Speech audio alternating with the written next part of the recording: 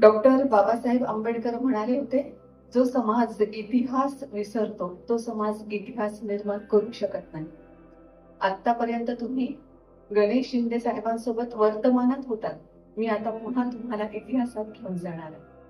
आणि मगाचपासून आपण सगळेजण इथे बसलेले आहात. आपल्या सर्वांनाही माझा नमस्कार. माझ्या बोलण्याच्या सुरुवातीलाच मी हिंदवी स्वराज्याची स्थापना करणारे आणि रयतेला स्वाभिमानाने जगायला शिकवणारे छत्रपती शिवाजी महाराज, सामाजिक न्यायाचं तत्व अत्यंत मजबूत करणारे राजर्षी शाहू महाराज, विषमतेच्या अंधारामध्ये शिक्षणाची क्रांती ज्योत पेटवणारे महात्मा फुले आणि सावित्रीबाई फुले, आणि त्याचप्रमाणे संविधानाच्या सहाय्याने आणि संघर्षाच्या माध्यमातून वंचितांना, कोट्यावधी वंचितांना माणसासारखं जगण्याचा सन्मान प्राप्त करून डॉक्टर बाबासाहेब आंबेडकर या सर्वांना विनम्र अभिवादन करते आणि माझ्या बोलण्याची सुरुवात करते. डॉक्टर बाबासाहेब आंबेडकरांचं पुस्तक प्रेम आपल्याला माहित असेलच. म्हणजे त्यांनी किती पुस्तकं वाचली. त्यांच्याकडे सर्वात मोठी पर्सनल लायब्ररी त्या काळाची होती. जेव्हा त्यांनी घर बांधलं तेव्हा एक अख्खा मजला त्यांनी पुस्तकांसाठी ठेवला. हे सगळं तुम्हाला माहित असेल.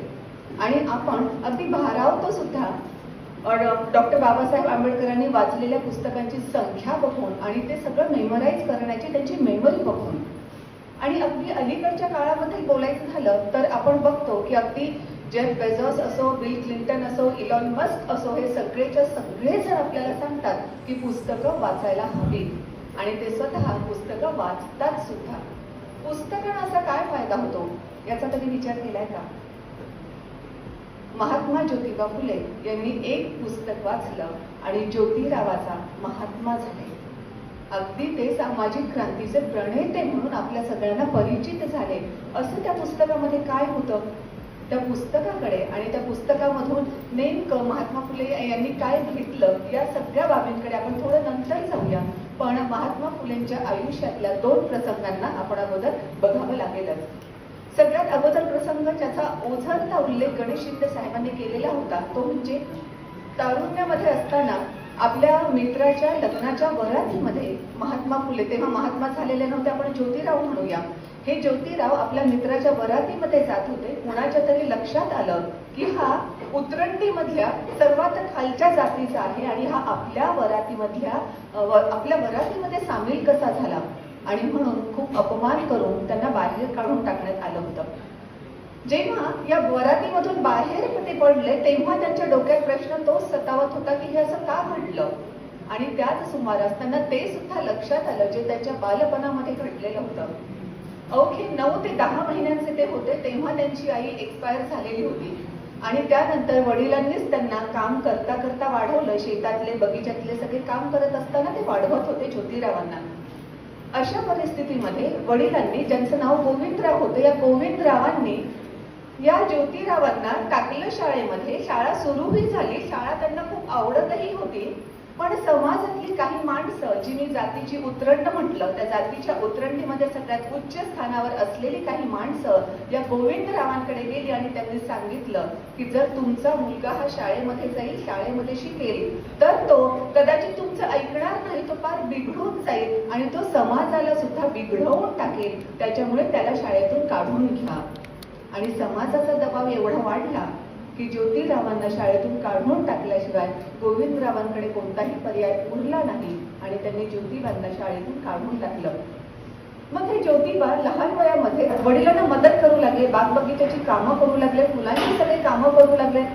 पण तरी सुद्धा वाचनाची आणि शिक्षणाची ओढ त्यांना अजिबात गप्प बसू देत नव्हती. म्हणून ते संध्याकाळच्या प्रकाशामध्ये सुद्धा जेवढा उजेड असेल तेवढा उजेडामध्ये सुद्धा काहीतरी वाचण्याचं ते नेहमीच सुरू ठेवायचे. त्यांच्या शेजारच्या दोघांनी हे बघितलं आणि त्यांच्या असं लक्षात आलं की ह्या मुलाला शिकायचं आहे, पण नेमकं समाजामुळे शिकू दिलं जात नाही. या दोघांनीही गोविंदरावांना पुन्हा एकदा समजावून सांगितलं आणि गोविंदरावांनी पुन्हा एकदा या ज्योतिरावांना शाळेमध्ये घातलं आणि त्यांची शाळा पुन्हा चालू झाली. यावेळेस ही मिशनऱ्यांची शाळा होती. मिशनऱ्यांची शाळा होती अशी असं स्पेसिफिकली का सांगते आहे तेही मी तुम्हाला नंतर सांगेन. सांभाळायला ज्योतिरावांना घरी कोणीच नव्हतं. गोविंदरावांची मानलेली बहीण होती सगुणाबाई म्हणून. तिनं सांगितलं की ती विधवा होती. आता या गोष्टी आपण सध्या वापरात नाहीच आणत, म्हणजे हे शब्द वापरत सुद्धा नाही आपण, पण त्या काळाचा जेव्हा उल्लेख करायचा आहे तेव्हा काही गोष्टींचा उल्लेख केल्याशिवाय पर्याय नाही, म्हणून हा मी उल्लेख करत आहे. तेव्हा विधवांचं जीवन इतकं हालाखीचं होतं की ह्या सगुणाबाईंना एका मिशनऱ्याकडे काम करावं लागायचं. जॉन नावाचे मिशनरी होते आणि त्यांच्याकडे ते काम करायचं. त्या काम करायच्या. काम कोणतं होतं? ह्या जॉनची जी मुलं आहेत ती मुलं सांभाळायची. आणि मग या सगुणाबाईंनी एक दिवस गोविंदरावांना सांगितलं की जसं मी त्या जॉनच्या मुलांना सांभाळते तसंच या ज्योतिरावाला सुद्धा सांभाळेल आणि मी त्याला तिकडे घेऊन जाईल. आणि मग कधी इकडे कधी तिकडे असं करून ज्योतिराव तिकडे सुद्धा जायला लागले. जेव्हा ते मिशनऱ्यांच्या घरामध्ये वावरायला लागले तेव्हा त्यांच्या लक्षात आलं की माझ्या समाजामध्ये मी जेव्हा असतो तेव्हा ज्या पद्धतीचे चटके बसतात समाजाचे तसे इथे अजिबात बसत नाहीत. इथे अगदी मोकळं वातावरण आहे आणि जात आपली कोणती आहे याचा विसर आपल्याला पडावा इतकं चांगलं वातावरण इथे आहे. आणि अर्थातच जॉन त्याचे मुलं सुद्धा इंग्लिश मध्ये बोलायचे आणि म्हणून महात्मा फुले जे नंतर झालेत, कधी महात्मा फुले उल्लेख येईल कधी ज्योतिराव उल्लेख येईल, पण आपण समजून घेऊ शकाल. सो ज्योतिरावांना तिथून इंग्लिश बोलण्याची सवय झाली. म्हणजे आपण जे पुढे इतिहासामध्ये संदर्भ वाचतो ना की अस्खलित इंग्रजीमध्ये ज्योतिराव त्या ब्रिटन मधून आलेल्या युवराजाला म्हणाले की तुझ्या राणीला जाऊन सांग की खरा भारत हा आहे. तर कधी लक्षात किंवा प्रश्न जर पडत असेल की ह्यांना एवढं इंग्लिश कुठून आलं, तर अगदी लहानपणापासून इथून त्यांना इंग्लिश येत होतं. आणि मिशनऱ्यांच्या सोबत राहिल्यामुळे, मिशनरी शाळेमध्ये शिकत असल्यामुळे जातीभेद हे काहीही पाळले जात नाही हेही त्यांना तिथे जाणवत होतं. आणि जेव्हा जातीमुळे वरातीच्या बाहेर काढून टाकण्यात आलं तेव्हा पुन्हा तोच प्रश्न त्यांच्या मनात उपस्थित झाला की असं का होतं, माझ्यासोबत का होतं. जातीमध्ये कोणता जन्म घ्यायचा हे तर कुणाच्याच हातात नसतं. अशाही परिस्थितीमध्ये जाती व्यवस्था एवढी महत्वाची का ठरते, जी काही जणांना अतिशय उच्च स्थान देते आणि काही जणांना अत्यंत कनिष्ठ स्थान देते. हे सगळे प्रश्न त्यांच्या डोक्यात चाललेले असतानाच त्यांना वाचनाचा छंद तर ऑलरेडी होताच आणि जॉनकडे भरपूर सारी पुस्तकं ते वाचतही होते. याच सुमारास हा प्रश्न डोक्यामध्ये असतानाच त्यांच्या हाती पुस्तक लागलं थॉमस पेन यांचं राईट्स ऑफ मॅन. आणि या पुस्तकांनी त्यांच्यामध्ये त्यांच्या विचारांना अशी एक दिशा दिली की जे मी म्हटलं की त्याचा परिणाम म्हणून ते सामाजिक क्रांतीचे प्रणेते म्हणून आपण त्यांना ओळखतो. थॉमस पेनच्या पुस्तकामध्ये काय सांगितलं होतं, इथे यांना अतिशय वाईट अनुभव आलेला होता. वरातीमधून जातीच्या कारणामुळे मला बाहेर काढून टाकण्यात आलं आहे. आणि थॉमस पेन त्याच्या राईट्स ऑफ मॅन या पुस्तकामध्ये सांगत होता ऑल आर बॉर्न इक्वल. सगळेच जण जन्मतः समान आहेत. जर सगळेच जण इक्वल आहेत तर असा भेदाभेद का होत आहे. जेव्हा ते समाजामध्ये पाहत होते तेव्हा त्यांच्या हे लक्षात आलं की जातीची मोठी उतरंड तर आहे, पण त्यामध्ये स्त्री ही एक अशी व्यक्ती आहे की जिला तर ह्या उतरंडीमध्ये सुद्धा कुठेही स्थान नाही. हे असं का होत आहे हा प्रश्न त्यांच्या मनामध्ये राहिला आणि वेगवेगळे प्रश्न उत्पन्न होऊ लागले. थॉमस पेननं असं सांगितलेलं होतं की जर अशी परिस्थिती कुठे असेल ज्यामुळे ऑल आर बॉर्न इक्वलचा कुठेतरी बिमोड होत असेल किंवा ते तत्व जर व्यवस्थित उपयोगात येत नाही, जस्ट मला लक्षात आलं म्हणून सांगते, कदाचित माझ्या सांगण्याचा तुमच्या प्रोफेसर्सना फायदा होईल म्हणून सांगते. बरेचदा असंही होतं जसं आत्ता झालं होतं की ते तिकडे काम करत आहेत, कदाचित त्यांच्याकडे लक्ष गेलं नसतं जर मी त्यांच्याशी बोलले नसते तर, पण मी बोलले तुमच्या सगळ्यांचं लक्ष गेलं. बरेचदा तुम्ही ऑब्झर्व केलेलं असेल की कोणीतरी म्हणजे प्राध्यापक शिकवत असतात, आपण आपलं व्यवस्थितरित्या अटेंड करत असतो ते लेक्चर्स, आणि कोणीतरी आलं की सगळ्याच्या सगळ्या नजरा त्या दाराकडे वळतात ना, आणि ते दारातला विद्यार्थी किंवा विद्यार्थिनी त्या नजरेत पाठोपाठ सगळं जोपर्यंत ती विद्यार्थिनी जाऊन किंवा विद्यार्थी जाऊन आपल्या चेअरवर बसत नाही तोपर्यंत सगळ्यांच्या नजरा त्या विद्यार्थ्याला किंवा विद्यार्थिनीला फॉलो करत असतात. होतं ना असं? हे का होतं एकदा समजावून घ्या. व्यवस्थित वैज्ञानिक दृष्टिकोन असला पाहिजे, उगाच काहीतरी होतं असं नाही. सो त्याच्या मागचंही कारण समजून घ्या. आपण जेव्हा गुहेमध्ये राहत होतो, आपले सगळे पूर्वज जेव्हा गुहेमध्ये राहत होते तेव्हा त्यांना सतत अलर्ट राहावं लागायचं, कारण कुठून कोणतं संकट अंगावर येईल हे त्यांना अजिबात सांगता यायचं नाही. आणि आपल्याला लक्षात येत असेल की ह्या डोळ्याच्या कोपऱ्यातून हे आपल्याला खूप काही दिसतं. म्हणजे मी आता यांच्याकडे जरी बघितलं तरी मला एवढं सगळं दिसत आहे, तसं प्रत्येकाला दिसत असतं.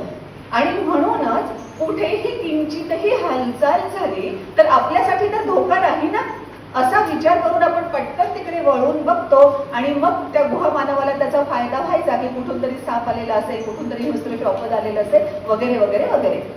पण आता आपण इतक्या सिक्युअर्ड वातावरणात वावरत आहोत की असं कुठूनही काहीही येणार नाहीये जे आपल्या जीवाला धोका निर्माण करणार आहे.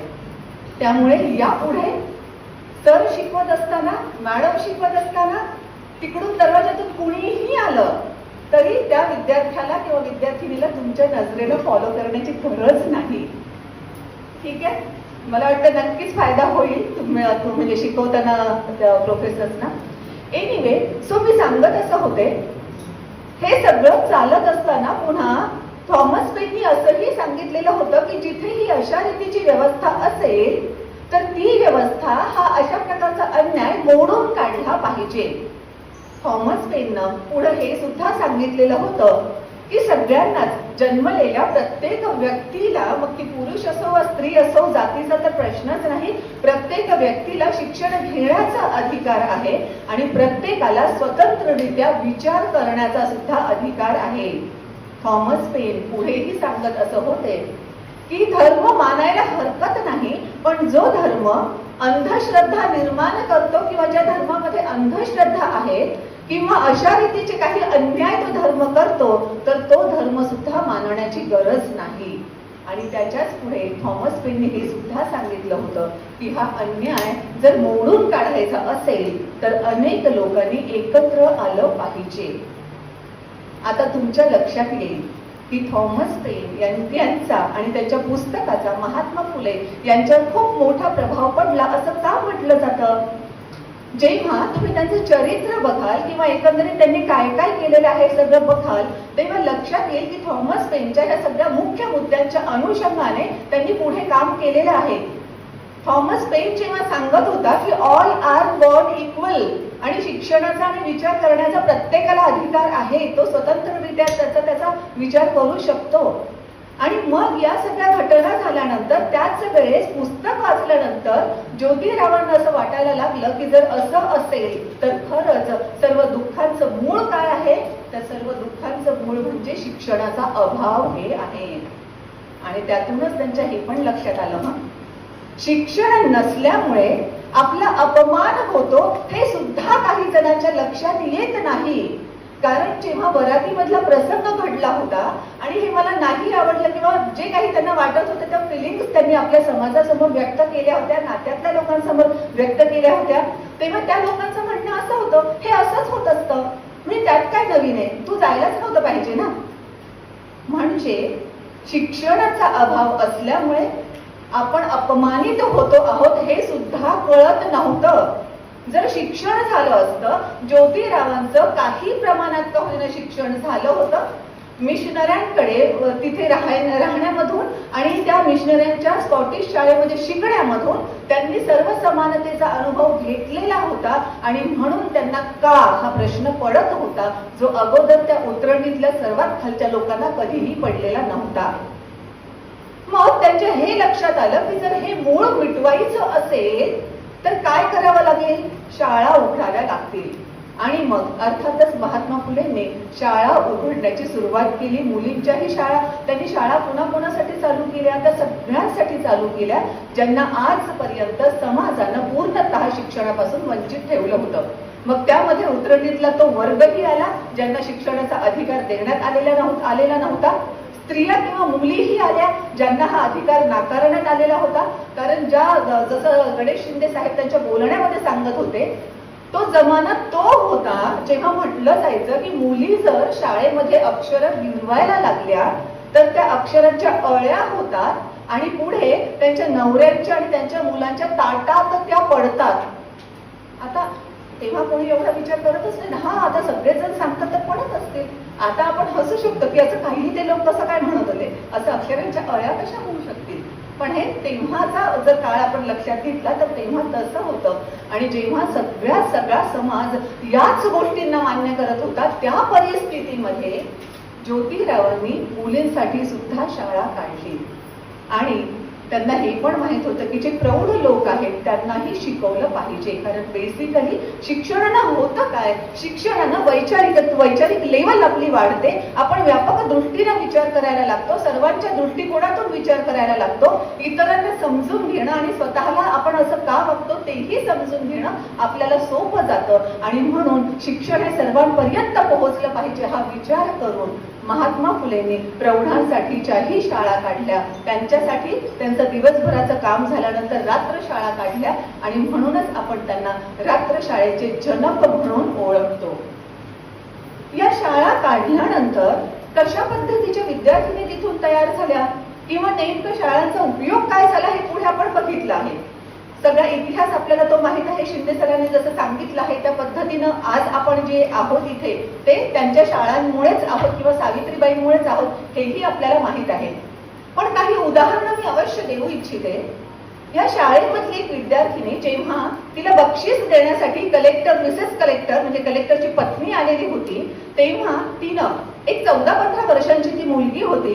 या वयातल्या मुलांना नक्कीच खाऊ खेळणी मिळाली तर खूप छान होईल, पण तरी सुद्धा ही मुलगी त्या कलेक्टरच्या पत्नीला सांगते आहे की मला बक्षीस म्हणून खाऊ किंवा खेळणी नको, तर आमच्या शाळेसाठी ग्रंथालय द्या.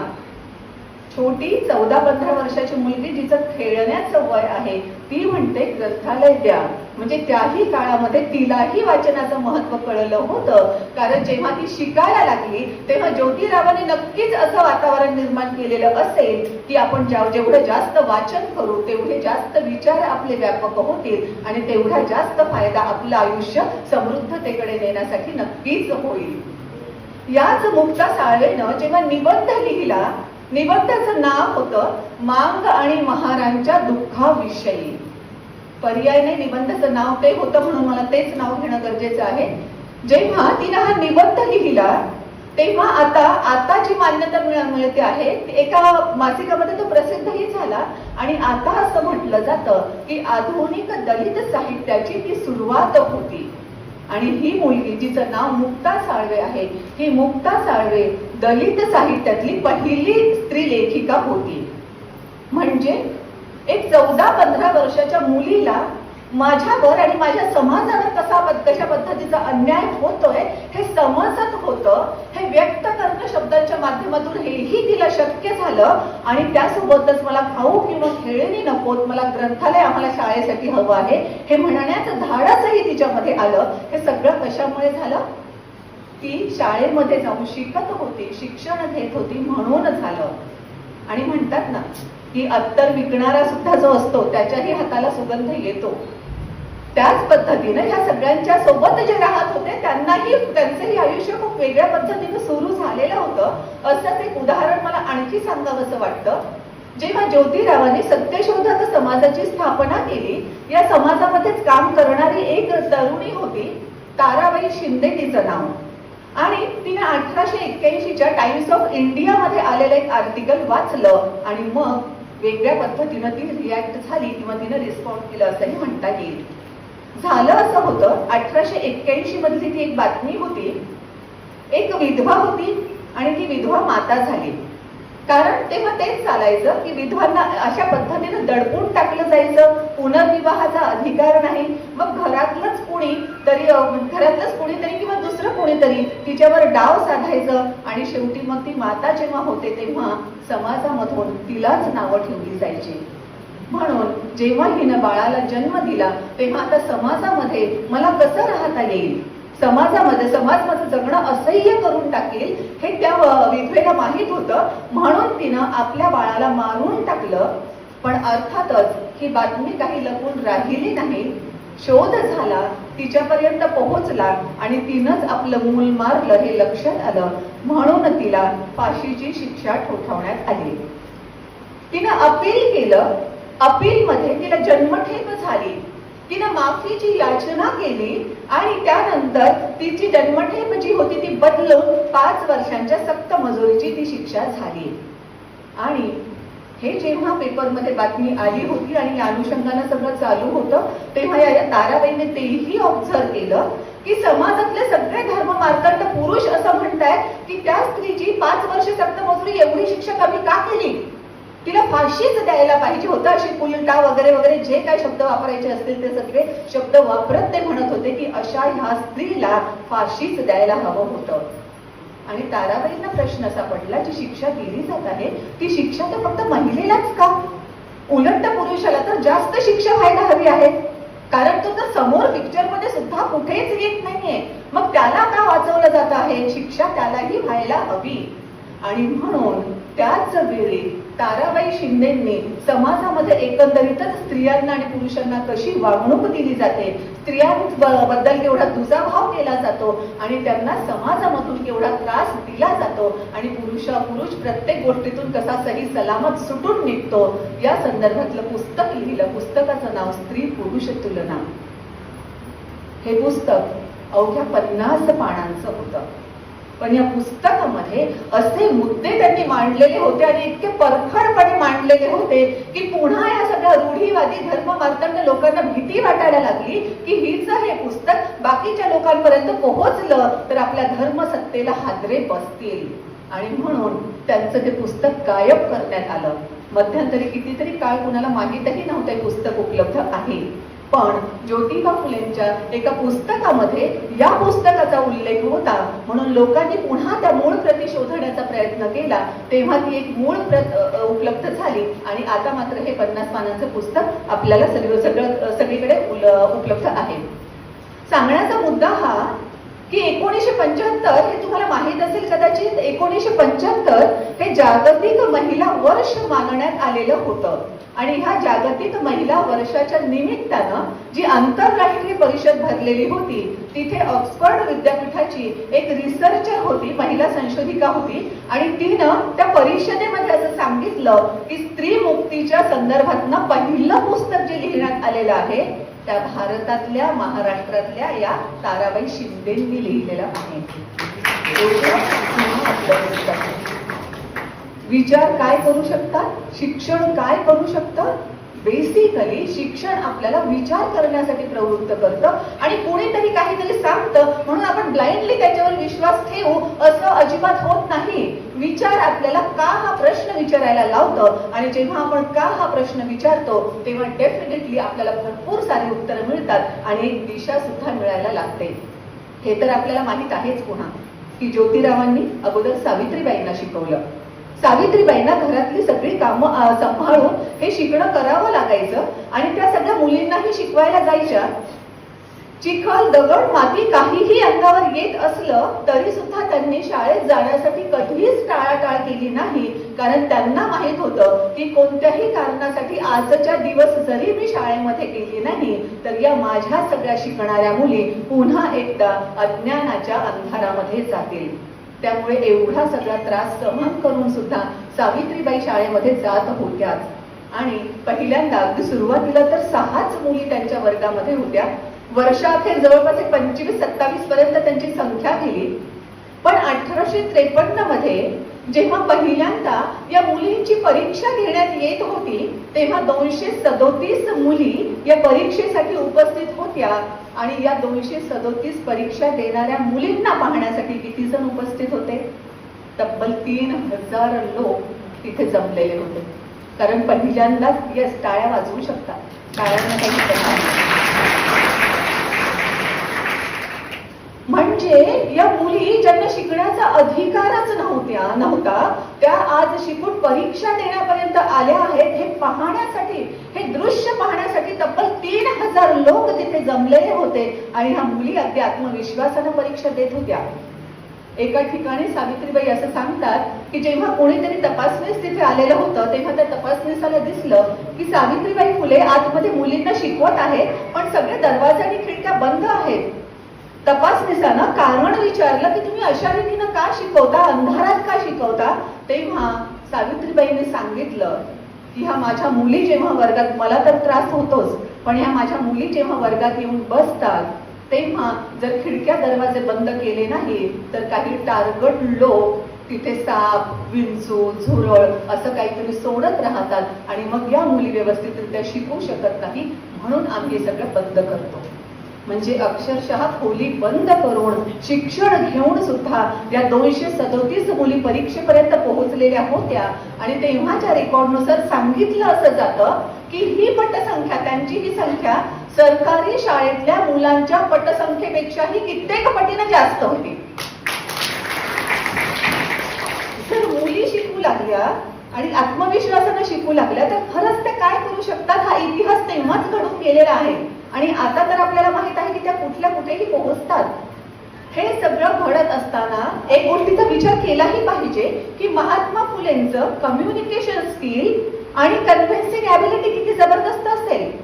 सॉफ्ट स्किल मध्ये सुद्धा मी काही वर्षांपासून काम करते, त्यामुळे हे स्किल मला त्यांचं ते लक्षात येतच सॉफ्ट स्किल ट्रेनरच्या नजरेतून पाहिल्यानंतर.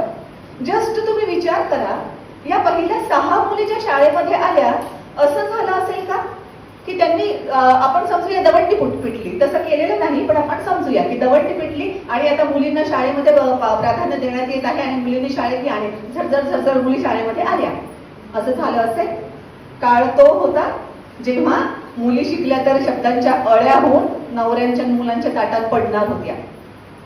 अक्षरशः ज्योतिबांना घरोघर जाऊन या मुलींना गोळा करून शाळेत आणावं लागायचं.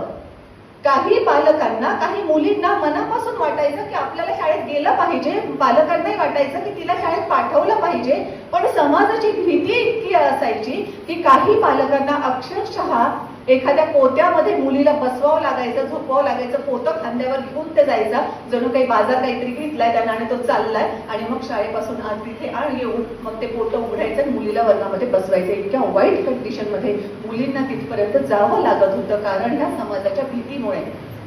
अशा सगळ्या परिस्थितीमध्ये खरंच मला फार महत्वाचं वाटतं त्यांचं हे स्किल बघणं की कशा रीतीने त्यांनी सांगितलं असेल, कम्युनिकेट कसं केलं असेल की तुम्ही मुलींना शाळेमध्ये पाठवा त्यांची पूर्ण, कारण त्यांनाही धोका आहेच ना. जर लोक सावित्रीबाईंवर शेण माती चिखल फेकतात तर त्या मुलींना इतक्या इझिली शाळेत जाऊ देतील का? त्यांनाही त्रास होणारच. आणि पालकांनी डेफिनेटली विचारलं असणारच आहे की आमच्या मुलीच्या सुरक्षिततेचं काय. ती सगळी जबाबदारी घेऊन जेव्हा ज्योतिराव आणि सावित्रीबाई ह्या मुलींना घरोघर जाऊन बोलवून शाळेमध्ये आणून शिकवतात तेव्हा खरंच ती एवढी महत्वाची गोष्ट आहे याची जाणीव आपल्याला आता होते. अदरवाईज शाळेमध्ये जेव्हा असताना मी शिकत होते तेव्हाही माझ्यासाठी फक्त तेच होतं की ओके 6 मुली आल्या, हे झालं ते झालं ते झालं. पण आता जाणवतं की यस, मुली आणणं, एक मुलगी आणणं सुद्धा किती अवघड आहे.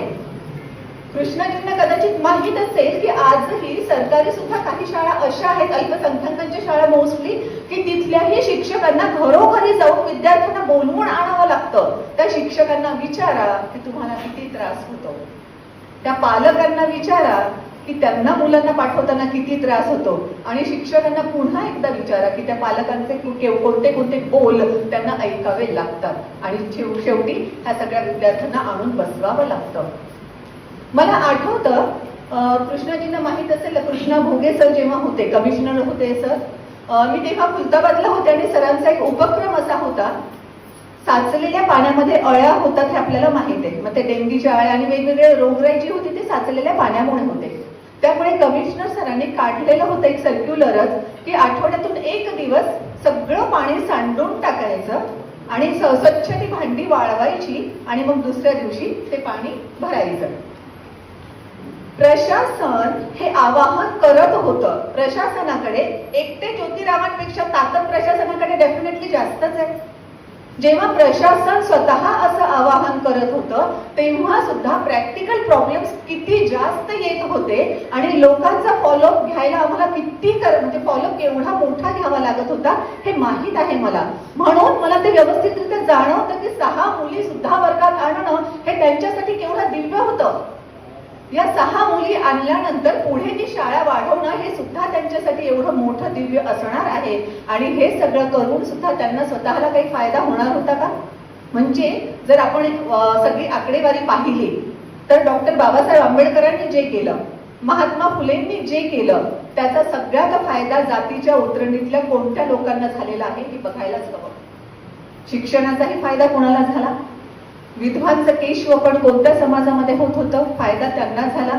मुली ज्या शिकल्या त्याही कोणत्या समाजाच्या सुरुवातीला त्या शाळेमध्ये आल्या.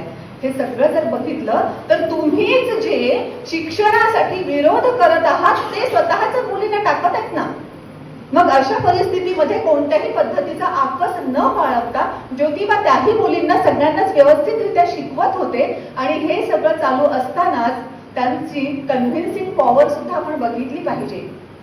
विधवांचं केशवपन होतं आणि विधवांचं केशवपन करणं म्हणजे नाभिकांसाठी तो एक चांगला परमनंट इन्कम सोर्स आहे. कारण केस वाढतच राहणार आहे, त्याने दर काही दिवसानंतर ते कट करायला जावंच लागणार आहे. अशा परिस्थितीमध्ये सगळ्या नाभिकांना एकत्र करणं, त्यांना कन्व्हिन्स करणं की हे केशवपन का करायचं नाहीये, तुम्ही केशवपनासाठी आम्ही करणार नाही असा नकार का द्यायचा आहे, त्यांना पैसे मिळणं बंद होणार होतं. डायरेक्ट या नाभिकांचं आर्थिक नुकसान होणार होतं आणि परमनंट आर्थिक नुकसान होणार होतं. कारण त्यांना दर काही दिवसानंतर जे पैसे मिळणार होते ते त्यांना पैसे मिळणार नव्हते. तरी सुद्धा महात्मा फुलेंनी कोणत्या पद्धतीनं कन्व्हिन्स केलेलं असेल, ज्याचा परिणाम म्हणून हा नाभिकांचा संप खरोखर यशस्वी ठरला, याचा विचार आपण अगदी संवेदनेतून केला पाहिजे. एम्पॅथी आपण ज्याला म्हणतो ना, ते एम्पॅथेटिकली जर केला तर लक्षात येतं की खरंच त्यांना केवढं कन्व्हिन्सिंग करावं लागलं असेल. मी जस्ट तुम्हाला असं म्हणाले की पाण्याचा प्रॉब्लेम आता दिवसेंदिवस वाढत जातोय. म्हणजे सुरुवातीला तर असं म्हटलं जायचं की तिसरं महायुद्ध जर झालं तर ते पाण्यामुळेच होईल. टँकर जेव्हा येतं पाण्याचं तेव्हा महिलांची केवढी भांडणं होतात हे सुद्धा आपण पाहतो. म्हणून जर मी जस्ट असं म्हटलं की आपण एक काम करूया की आपण घरोघर जाऊन पाणी वाचवण्याबद्दल, पाणी वाचवणं का महत्वाचं आहे त्याच्याबद्दल आणि पाणी कसं वाचवायचं या सगळ्या संदर्भामध्ये आपण घरोघरी जाऊन अवेअरनेस क्रिएट करूया. काय वाटतं? आपण खरंच जाऊ आणि आपलं हे जाणं किंवा त्यांना समजावून सांगणं किती दिवस टिकेल? समोरून आपण ज्यांना सांगतोय ते ताबडतोब ऐकतील आपलं, लगेच पाणी वाचवायला लागतील? किती कन्व्हिन्स करावं लागेल त्यांना, केवढा पेशन्स ठेवावा लागेल आपल्याला. आणि तेवढा पेशन्स आपल्यात असेल की नाही अजिबात सांगता येत नाही. पण ज्योतिरावांनी तो पेशन्सही ठेवला. जेव्हा केव्हा या सगळ्या गोष्टींचं फळ मिळेल तेव्हा मिळेल, पण मला हे करायचं आहे म्हणजे करायचंच आहे, अशा रीतीनं त्यांनी ते काम करून दाखवलं. आणि हे सगळं करत असताना ज्योतिरावांच्या स्वभावाची अनेक वैशिष्ट्ये सुद्धा आपल्याला लक्षात येतीलच. जसं कन्व्हिन्सिंग आणि कम्युनिकेशन स्किल त्यांचं खूप चांगल्या पद्धतीनं होतं, त्याच पद्धतीनं हेही लक्षात घेतलं पाहिजे की त्यांनी कुणाबद्दलच आकस नाही बाळगला की ते सगळा समाज मला नाव ठेवतो आहे किंवा मला त्रास देत आहे तर मी त्यांच्यासाठी का करायचं हे. अजिबात त्यांनी तसा विचार केला नाही. इतकंच कशाला तर ते खूप संवेदनशीलतेनं वागणारे होते आणि म्हणूनच स्वतःच्या अगोदर इतरांचा विचार करणारे होते. त्यांचे पुढे जे व्याही झाले ससाणे म्हणून, त्यांनी एक प्रकरण किंवा एक किस्सा स्वतः सांगितलेला होता, तो असाच लिहिलेला आहे आणि माझ्या वाचण्यामध्ये आला. एकदा सावित्रीबाई घरी नसताना हे ससाणे संध्याकाळच्या वेळेस त्या ज्योतिरावांकडे गेले. ज्योतिराव नेमकेच जेवणासाठी बसलेले होते, ताटामध्ये भाकरी आणि काहीतरी पिठलं वगैरे होतं. ससानेनं तेव्हा सगळीकडे दुष्काळाचीच परिस्थिती होती आणि ते निपटण्यासाठीच हे सगळे सत्यशोधक समाजाचे कार्यकर्ते काम करायचे. अशा परिस्थितीमध्ये जेव्हा ससाणे आले तेव्हा ज्योतिरावांनी म्हटलं की अरे मी पण जेवत आहे, तू पण जेव. आणि मग त्यांनी स्वतःतलीच अर्धी भाकरी काढली, थोडंसं बेसन काढलं आणि त्यांना वाढण्यासाठी दिलं. जेव्हा ते खाऊ लागले तेव्हा त्यांच्या खाण्याच्या पद्धतीवरून ज्योतिबांना असं लक्षात आलं की त्याला खूप जास्त भूक लागलेली आहे. त्यामुळे उरलेल्या अर्ध्या भाकरीतली सुद्धा चतकोर भाकरी त्यांनी तोडून पुन्हा त्यांना दिली आणि आता ते जेवण सुरू करणार तेवढ्याच ससाण्याने बाहेर कुणाला तरी आवाज दिला आणि सांगितलं की अरे गणप्या, आता ते दुष्काळाची परिस्थिती खूप आहे, लोक कोणी चपला पण घेऊन जातील, माझ्या चपलांकडे लक्ष ठेव. आणि तेव्हा ज्योतिबांच्या लक्षात असं आलं की बाहेर कोणीतरी आणखी एक जण आहे. म्हणून ते स्वतः जेवण तसं सुरुवात करतच होते जस्ट, म्हणून ते जेवण तसंच सोडून जेव्हा बाहेर गेले तो गणप्या त्यांना कुठेतरी बसलेला दिसला. गणप्याला बोलवलं आणि जेवणार का विचारलं. त्यालाही खूप भूक लागलेली होती आणि तोही उरलेली चतकोर भाकरी त्यांनी त्याला खाऊ घातली. आपल्या स्वतःच्या अगोदर इतरांचा विचार करायचा आणि फक्त एवढा विचार करून ते थांबले नाही तर सत्यशोधक समाजामध्ये काम करत असताना ससाणे असं वागले वागले याचा त्यांना एवढा जास्त राग आला की ससाणे पुढे असं म्हणतात की ज्योतिबांना एवढं चिडलेलं मी कधीच बघितलं नाही. कारण ज्योतिबांचं म्हणणं असं होतं की जेव्हा आपण सत्यशोधक समाजामध्ये काम करत आहोत तेव्हा स्वतःच्या पोटाच्या काळजीऐवजी आपण दुसऱ्यांची काळजी अगोदर घेतली पाहिजे आणि सगळे जेवून तृप्त झाल्यानंतरच आपण जेवायला बसलं पाहिजे. हेच ज्योतिराव जेव्हा त्यांना एकदा दिसलं की कुणीतरी एक मनुष्य होता, त्याला कुणीतरी धान्य दिलेलं होतं, एका कपड्यात त्यानं घेतलं होतं, पण ते कपड्यातलं सगळं धान्य खाली पडलं कारण त्याचं तो जे काही कापड होतं ते फाटलं. त्या परिस्थितीमध्ये लगेच त्यांनी स्वतःकडचं उपकरण दिलं आणि विचारलं जस्ट की त्यांनी भरायला ही मदत केली आणि जस्ट विचारलं की हे धान्य तुला कोणी दिलं. योगायोग बघा कसं आहे. सहचर्य जे मी म्हणते ना, सावित्रीबाई आणि ज्योतिबा यांचं सहचर्य खरंच अतिशय उत्तम होतं. ते धान्य नेमकं सावित्रीबाईंनीच दिलेलं होतं, म्हणजे देण्याची दानत त्यांच्यामध्ये होती आणि ज्योतिबांनी सुद्धा आपलं उपकरण दिलेलं होतं. सगळ्यांच्या इतरांच्या अगोदर आपला विचार केला पाहिजे. एकदा ज्योतिबांना त्यांच्या मित्रांनी असं सांगितलं की तू वारीमध्ये येत नाहीस, देव काही मानत नाहीस, एकदा येऊन बघ तर खरं, तर तेव्हा तुला कळेल ना की आळंदी काय असते, वारी काय असते, आमच्यासोबत ये तू. आणि म्हणून त्यांनी जस्ट काय असतं बघण्यासाठी त्या वारीमध्ये ते गेले आणि एकदा असं झालं की त्या सगळ्या दिंड्या पुढे जात होत्या आणि एका दिंडीमधले एक म्हातारे बाबा, ज्यांना कदाचित खूप भूक लागलेली असेल, तहान लागलेली असेल, त्यांना काही मिळालेलं नसेल म्हणून त्यांना चक्कर आली आणि ते खाली पडले. ते खाली पडल्यानंतर मागच्या दिंडीतले सगळे माणसं तसेच पुढे जायला लागले. ज्योतिबा मात्र थांबले. त्यांनी त्यांना पाणी पाजवलं, स्वतःजवळचे जे काही खाद्यपदार्थ होते ते त्यांना खाऊ घातले. व्यवस्थित ते शुद्धीवर आल्यानंतर मग त्यांना पाठवलं आणि मग हे मनुष्य म्हणायला लागले, ते म्हातारे बाबा जे होते ते म्हणायला लागले की आता मी आळंदीला जात नाही, आता मी माझ्या गावाकडे परत जातो. ज्योतिबा म्हणाले पण तुम्हाला तर आळंदीला जायचं होतं ना, आता गावात का परत जाताय? माझा ज्ञानेश्वर, माझा विठोबा जर मला इथेच भेटत आहे तर मी तिकडे जाऊन काय करू, असं म्हणून ते परत गेले. स्वतःच्या अगोदर इतरांचा विचार करणं हे सुद्धा महात्मा ज्योतिबा फुलेच आपल्याला शिकवतात. संघर्षावर मात सुद्धा केलीच पाहिजे, ते सुद्धा त्यांच्याकडूनच शिकावं. कोणत्या नवऱ्याला असं आवडेल की आपल्या पत्नीला त्रास देत आहेत लोक आणि आपण काहीच करू शकत नाही? कुणालाच आवडणार नाही. पण त्यांना माहित होतं की सावित्रीला हे लोक कशा पद्धतीचा त्रास देत आहे, पण सावित्रीवरचं त्यांचं प्रेम जेवढं होतं त्याच्यापेक्षा कैक पटीनं जास्त त्यांची समाजाप्रतीची निष्ठा जास्त होती आणि म्हणून हा सगळा त्रास ते सहन करून घेत पुन्हा आपल्या शाळेचं काम सुरूच ठेवत होते. संघर्ष त्यांना भरपूर करावा लागला. जेव्हा त्यांना घरही सोडावं लागलं की तुम्ही दोघंही अशा रीतीने शाळेत जात असाल, शिकवत असाल मुलींना, तर ते या घरात राहून चालणार नाही. त्या दोघांनी घर सुद्धा सोडलं. घर सोडलं म्हणजे घर सोडलं आणि निघाले. पुढच्या भरपूर काही तरतुदी त्यांना कराव्या लागतात, हे सगळं मॅनेज करावं लागतं, ते सुद्धा त्यांनी ते केलं. संघर्षावर मात केली, जीवाची भीती न बाळगता त्यांनी प्रत्येक संघर्षावर मात केली. त्यांचे विरोधक या स्तराला गेलेले होते किंवा या थराला गेलेले होते की त्यांना मारण्याचे प्रयत्न भरपूर वेळा झाले. एकदा तर एक मोठा पुष्पहार त्यांना घालण्यात आला आणि जस्ट त्यांच्या सोबतचा एक मनुष्य होता, त्याला शंका आली की हे पुष्पहार घालणारे तर सगळे विरोधक आहे आणि एवढा मोठा पुष्पहार कसा काय घालण्यात आला. म्हणून त्यांनी पुष्पहार बारकाईने पाहिला तर लक्षात असं आलं की त्या पुष्पहारामध्ये एक साप दडवून ठेवलेला होता, जेणेकरून तो साप फिरून कुठेतरी महात्मा फुलेंना चावेल आणि महात्मा फुले मरतील. हाही प्रयत्न त्यांचा केला की त्यांना त्यांच्यासाठी करण्यात आला होता. तेव्हाही ज्योतिबा खूप शांत होते. एवढंच नव्हे तर तुम्ही तो किस्सा किंवा तो प्रसंग वाचला असेल किंवा ऐकला असेल की त्यांच्यावर मारेकरीही पाठवण्यात आलेले होते.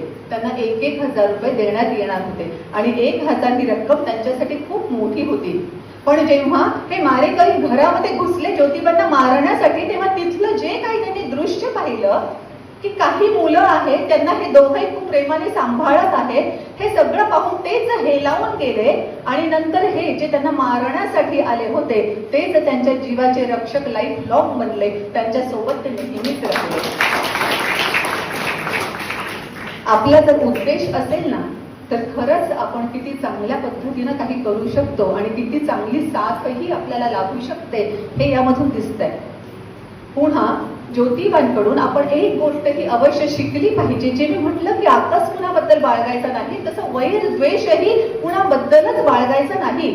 लोकमान्य टिळकांचे आणि ज्योतिबा फुलेंचे प्रचंड वैचारिक मतभेद होते, लोकमान्य टिळक म्हणायचे की अगोदर राजकीय स्वातंत्र्य मिळायला पाहिजे, सामाजिक क्रांतीच्या नंतर बघू. पण ज्योतिबा असं म्हणायचे की अगोदर राजकीय स्वातंत्र्य मिळवण्याच्या अगोदरही सामाजिक क्रांती झाली पाहिजे, तर त्या राजकीय स्वातंत्र्याचा उपयोग होईल. इथपासून तर कार्यपद्धतीपर्यंत दोघांमध्येही प्रचंड विरोधाभास होता, मतभेद होते. पण जेव्हा एका प्रकरणामध्ये गोपाळ गणेश आगरकर आणि लोकमान्य टिळक दोघांनाही तुरुंगात टाकण्यात आलं होतं, तेव्हा जामीन देण्यासाठी दुसरं कोणी पुढे जात नव्हतं. जामीन देण्यासाठी तेव्हाही ज्योतिबाच पुढे गेले आणि त्यांनी त्यांना जामीनही मिळवून दिला. या सगळ्या बाबी बघत असताना आणखीही काही गोष्ट लक्षात घ्यायला पाहिजे की ध्येय, तुम्ही आता ज्या क्षेत्रामध्ये आहात किंवा तुम्हाला पुढे आणखी आपलं करिअर करायचं आहे, तेव्हा ही पण एक गोष्ट लक्षात अवश्य घ्या की ध्येय बदलावं लागत असेल आवश्यकतेनुसार तर अजिबात त्यात काहीही गैर नाही. ज्योतिबा फुलेंबद्दल तुम्हाला माहित असेल, अगोदर ज्योतिबांना तेही राजकीय क्रांती करायची याच विचाराचे होते. म्हणून ते दांडपट्टा, तलवारबाजी सगळं काही शिकत होते की जर लढण्याची वेळ आली किंवा कुणाला वाचवण्याची वेळ आली तर शारीरिक दृष्ट्या आपण सक्षम असले पाहिजे आणि हे सगळं आपल्याला चालवता आलं पाहिजे. म्हणून ते हे करत होते. त्यांना राजकीय स्वातंत्र्य अगोदर हवं होतं, पण जेव्हा त्यांनी समाजातल्या ह्या सगळ्या गोष्टी बघितल्या आणि या अशा गोष्टी अगोदर नष्ट केल्या पाहिजेत आणि समाज व्यवस्थितरित्या सुधरून पुढे नेला पाहिजे, हा विचार त्यांनी जेव्हा स्वतःच्या मनाशी ठरवला, तेव्हा मात्र ते राजकीय स्वातंत्र्याच्या ऐवजी सामाजिक क्रांतीच्याच प्रणेते म्हणून जाईपर्यंत त्यांनी सामाजिक क्रांतीसाठीच सगळं काम केलं. हे सगळं बघत असताना आता मलाही असं वाटतंय की आपण थोडंसं आपल्याकडेही वळलं पाहिजे, कारण इतिहासातून आपण काहीतरी शिकत असतो आणि त्यामधून शिकून आपण पुढे गेलं पाहिजे. जर या सगळ्या महात्म्यांच्या आयुष्यामधून आपण काही शिकणार नसू आणि प्रत्यक्ष विचारात आपल्या वागण्यामध्ये आणणार नसू तर खरंच आपण फक्त काही तासांसाठी एकत्र होतो असा त्याचा अर्थ होईल. म्हणून मला असं वाटतं की सध्या जे आपल्याला दिसतंय की अगदी छोट्या छोट्या गोष्टींमुळे सुद्धा फार वेगळ्या पद्धतीने आपण रिॲक्ट करत असतो. लगेच कुणाबद्दल तरी आकस बाळगतो, कुणाचं तरी मत वेगळं असेलही तर खाली एवढं काहीतरी लिहित राहतो आपण, त्यामध्ये आपला तर वेळ वाया घालवतोच, ती व्यक्ती वाचते की नाही तेही माहित नाही, पण कुणाला तरी आपण खूप अडचणीमध्ये सुद्धा आणतो. तर हे असं सगळं करायचं आहे का? एवढ्या संकुचित दृष्टीचे आपण आहोत का? कारण शिक्षणानं आपल्याला ब्रॉड व्ह्यू मिळतो ना, मग एवढ्या संकुचित दृष्टिकोनापर्यंत आपण केलं पाहिजे का? इतकंच नाही तर एक गोष्ट आणखीही हे बघितली पाहिजे की महात्मा फुलेंबद्दल जर सांगायचं झालं तर ते खूप काही होते. म्हणजे समाज सुधारक होते, सामाजिक क्रांतीचे प्रणेते होते, रात्रशाळेचे जनक होते, शेतकऱ्याचे अतिशय उत्तम मार्गदर्शक होते. जी गोष्ट इतरांना काहीतरी त्यामध्ये शंका वाटेल ती स्वतः करून दाखवणारे होते. जेव्हा त्यांनी कालवा काढला आणि कालवाच्या पाण्यावर शेती पिकवायला सांगितली, तेव्हा असं म्हटलं जायचं की जेव्हा अशा कालव्याच्या पाण्यावर शेती फुलवली जाते तेव्हा ती कुजते, म्हणून कोणीही त्या कालव्याच्या पाण्यावर शेती करायला तयार नव्हतं. तेव्हा महात्मा फुलेंनी स्वतः त्या कालव्याच्या पाण्यावर आपली शेती फुलवून दाखवली आणि मग बाकीच्या लोकांना पटलं आणि ते केलं. म्हणजे कृतिशील समाज सुधारक आपण ज्याला म्हणतो त्या पद्धतीने ते कृतिशील समाज सुधारक होते. असं भरपूर काही त्यांच्याबद्दल सांगता येईल, पण या सगळ्या सांगता कितीही येऊ शकेल, पण या सगळ्यामधून आपण घरी घेऊन काय जायचं आहे तर मला वाटतं त्यांच्या स्वभावातला जो पैलू आपल्याला लक्षात येतो तो अवश्य घरी घेऊन जायचा आहे. या सगळ्या गोष्टींचं एक वाक्यामध्ये मला सांगावंसं वाटतं की ते पूर्ण त्यांचं आयुष्य अशा पद्धतीने जगत राहिले की जे आपण आता म्हणतो right is right even if no one is doing it and wrong is wrong even if everyone is doing it. शिक्षण महिलांसाठी स्टॉप करणं हे सगळं पिढ्या आलेलं असलं तरी ते चूकच आहे. त्याच्यामुळे त्याचा विरोध केलाच पाहिजे आणि मुलींना शिकवलंच पाहिजे. केशवपन ही प्रथा पिढ्या चालत असेल पण ती चूकच आहे, म्हणून ही प्रथा थांबवलीच पाहिजे. जे थॉमस पेननं सांगितलेलं होतं की अंधश्रद्धा असेल तर तिला थांबवलं पाहिजे. जर अशी उतरंड तुम्हाला वेगळ्या पद्धतीनं वागवत असेल तर त्याविरुद्ध अन्याय सोचण्याच्या ऐवजी आपण बंड करून उठलं पाहिजे. हे सगळं त्यांच्या वागणुकीमधून दिसतं. थॉमस पेनने जेव्हा सांगितलेलं होतं की सगळ्यांनी एकत्र यायला पाहिजे म्हणून त्यांनी तो सत्यशोधक समाजाची ही स्थापना केली. हे सगळं आपल्याला दिसत असताना आपण त्यांच्याकडून ही बाब तर अवश्य घ्यावी.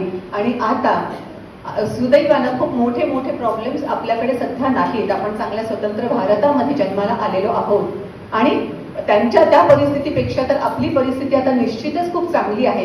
पण तरी देखील आता जे प्रॉब्लेम आहेत त्या प्रॉब्लेम्स मध्ये आपण आपलं सोडवण्यासाठी काय कॉन्ट्रीब्युशन देऊ शकतो त्याचा विचार तर अवश्य केलाच पाहिजे. जसं की स्क्रोलिंग मध्ये आपले किती तास जातात, किती दिवस जातात हे आपल्याला माहीत नसतं. ते स्क्रोलिंग थांबवता येण्यासाठी आपलंही आणि आपल्याच इतर बहीण भावांचंही त्यासाठी आपण प्रयत्न केला पाहिजे. त्यानंतर कचरा जाळणं म्हणजे रॉंग इज रॉंग. सगळेजण जरी कचरा जाळत असतील तरी सुद्धा ती चुकीची गोष्ट आहे, तर ती थांबवणं. अशा किमान छोट्या छोट्या गोष्टी तरी आपण काही करू शकतो का याचा विचार डेफिनेटली आजच्या या जयंतीच्या निमित्तानं आपण केलाच पाहिजे. आणि त्या पद्धतीनं आपणही ते जसे कृतिशील होते तसेच आपणही कृतिशील बनलं पाहिजे अशी अपेक्षा जरूर व्यक्त करते. पुन्हा एकदा महात्मा ज्योतिबा फुले, राजर्षी शाहू महाराज, छत्रपती शिवाजी महाराज आणि डॉक्टर बाबासाहेब आंबेडकर या सर्वांनाच नम्र अभिवादन करते.